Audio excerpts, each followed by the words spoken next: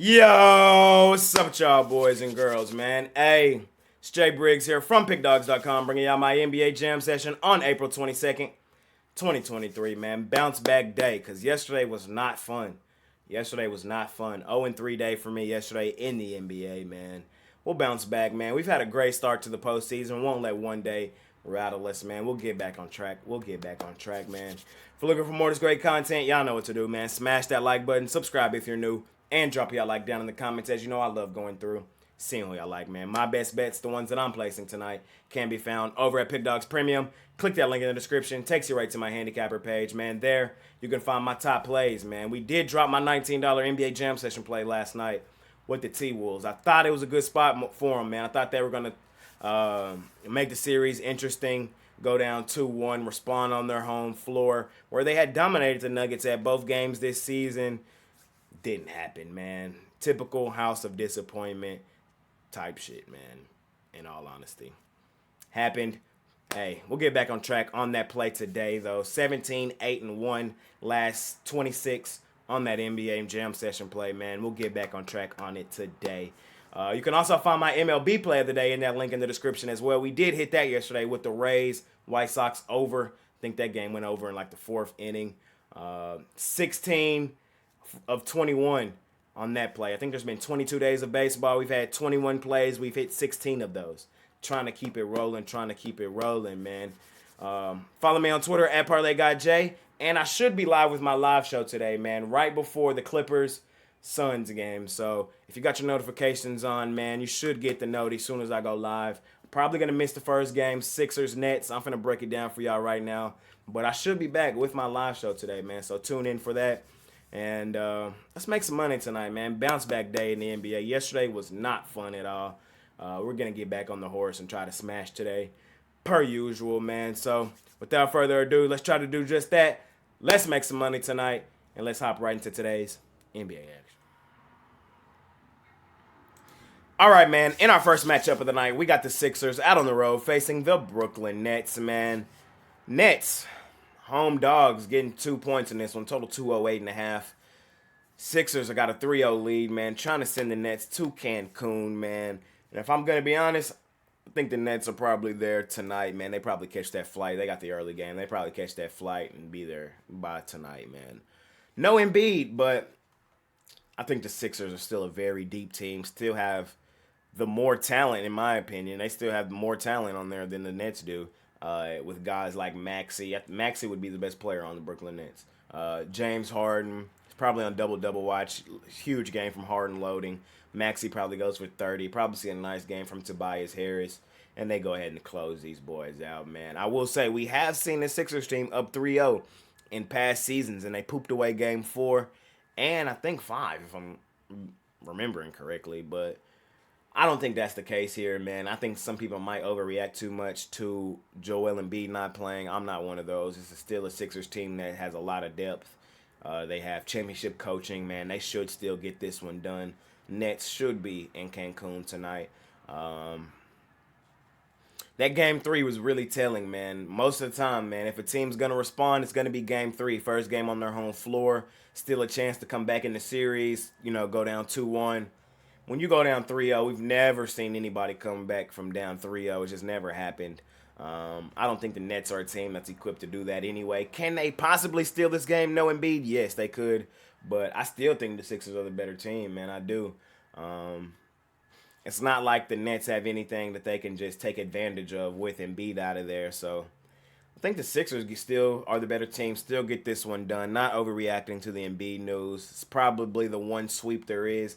They're going to get them some time off with the Celtics pooping away their game yesterday to the Atlanta Hawks, man. So getting Embiid some extended rest. They sweep them. Then they got an extra game up on the Celtics, man. I think the Sixers win this one. Probably win it pretty comfortably, too. Nets in Cancun on 3. Not overcomplicating this one, man. I've seen nothing from the Nets that indicates that they compete with or without Embiid. That last game I was on the Nets, I think I've been on the Nets all 3 games, to be honest. And it just hasn't come to fruition. That out-of-bounds play, down 3, let me know everything I needed to see with this Nets team.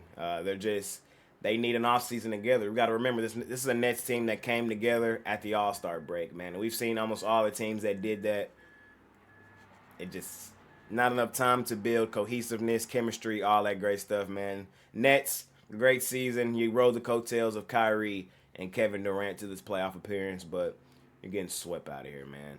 Sixers, laying the 2 for me here in this. In our next matchup of the night, man, we got the Phoenix Suns out on the road facing the Los Angeles Clips, man. Suns laying 7.5, total 225.5. If you're a Clippers fan, I am sorry, bro. I am sorry for you, man. God damn. If I'm a Clips fan, I want Kawhi traded. I want Paul George traded. I mean, yeah, you're on the team, but what good have you done since you've been here? Except all you've done is not play games, and it's even now translated into the playoffs. So the whole thing with the load management, I thought, was to be ready for the playoffs. I think it's proven, documented, that load management does not translate to being available for the playoffs. I think, if anything, it's just an excuse to miss games, man. I don't think load management has done much of anything to keep stars in the games that we want to see them in the games. The fact that Kawhi Leonard's not playing today is disgusting. Paul George has been out for a minute, but as Clippers fans, man, that's been the story of these two since they've been there. It's really been the story of their career, just availability, man. It's going to be their story. It's kind of unfortunate because I think this Clips team, this was probably the year where they could have done something. It's kind of crazy. In this one, I still like the Clips plus the points, though. I don't love it, but I lean the direction of the Clips plus the points. The Suns can go nuclear, but not really on the road, man. I think Brody and the guys can still do enough to keep this one competitive, kind of like they did in that first one. There's only been one underdog that has covered a point spread in the last 48 playoff games, and it was the Clips the other day. That's kind of crazy. It's a crazy stat, I know. What I mean by that is in the last, I want to say 48 playoff games, not playing games, but playoff games, the dog has either won outright or the favorite covered the spread. There's only been one underdog that covered the spread, man, and didn't win the game, and that was the Clips the other day in the last 48 playoff games. It's kind of a crazy stat. I think the Clips, though, cover again. Suns win the game, probably go up 3-1, headed back to Phoenix, and they close them out in 5.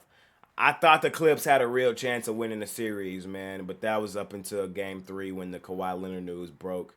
And then the fact that he's not playing today either is really disgusting. I still think the Clips can keep this one competitive, though. They got Brody.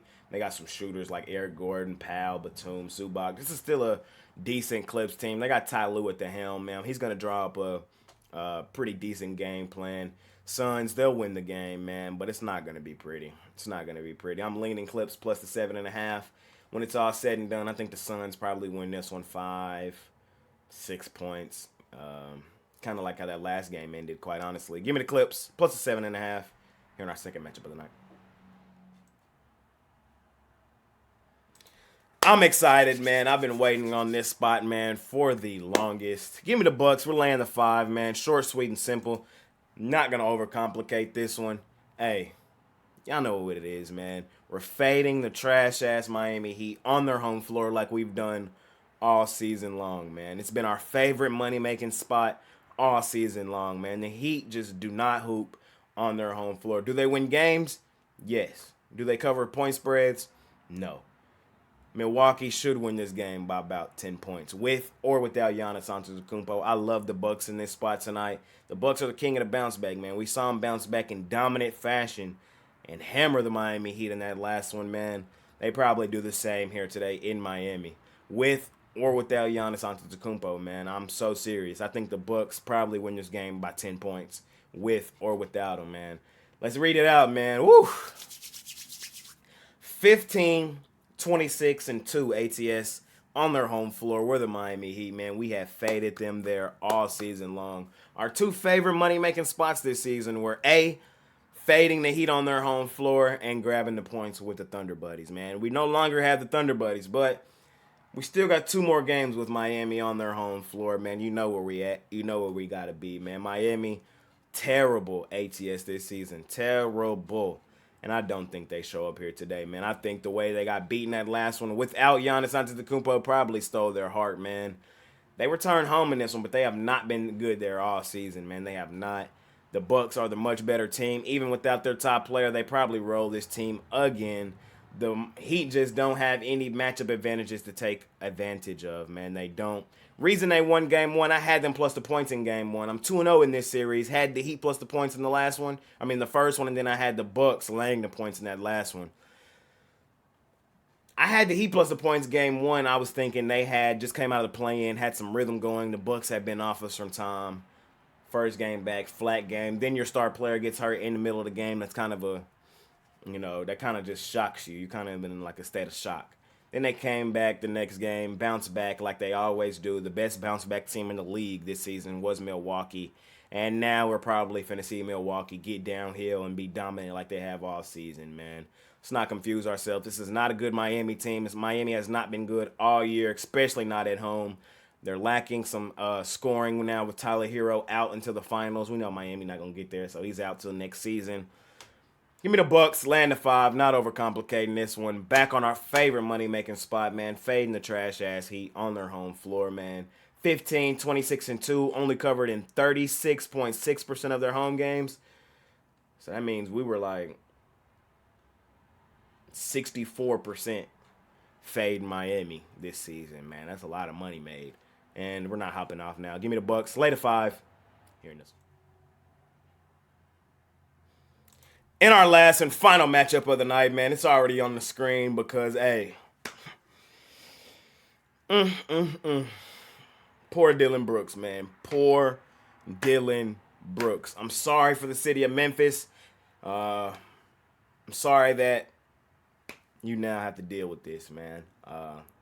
Lakers by 4. Lakers first quarter. LeBron for 40. That's where I'm at tonight, man. Super square. I don't care. There's moments in time where the story writes itself, man. And this one, it wrote itself, man. This is a moment in time we're going to look back on, and we're all going to remember this. This is going to be in the LeBron documentary. Dillon Brooks, I don't even think you know what you just did, bro. You probably just propelled the Lakers to the finals, bro, is what you probably just did. You poke bears, all right? I believe you. I believe you. I believe you. You poke bears. You do. You poked the wrong one, though, my boy. You poked the wrong one. You just so happened to poke the biggest, baddest bear of them all. And you're not ready for that, Brody. He's old. Yeah, he's an old bear. He is an old bear, man. But that bear still got plenty of bite. And you finna find out why he's the GOAT tonight, man. Lakers by 4. LeBron for 40. Lakers first quarter. The real handicap as well is the Grizzlies were just flat out terrible on the road this season. Terrible. Straight up on the road this season. The Memphis Grizzlies, they were 16-25. 16-25. Straight up on the road. Lost 9 more games out on the road than they won, man. No, sir. No, sir.